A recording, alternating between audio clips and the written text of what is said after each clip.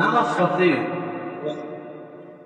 4 number ওয়া আতুজ যাকাত, তারা যাকাত দিতে হবে। যাকাত যদি তার উপরে খরচ হয়ে থাকে যাকাত আদায় করবে। ওই 4 গুণ তাদের মধ্যে থাকবে, তারা মসজিদ আবাদ করবে, মসজিদ নির্মাণ করবে, মসজিদের কমিটিও হবে। তার মসজিদ আছে। আর যদি ওই 4 গুণ না থাকে, যদি আপনারা বানান, আপনারাও ধ্বংস, তারাও ধ্বংস, মহল্লাও ধ্বংস হবে, মানুষগুলাও ধ্বংস হবে, মানুষগুলা গোমরাহির পথে নেবে। একজন ইমাম যদি নিয়োগ দিতে হয়, কত ধরনের ইন্টারভিউ নেই, ঠিক নেই?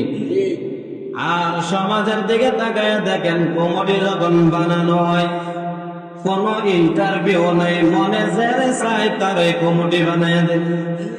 বিশ্বাস করেন?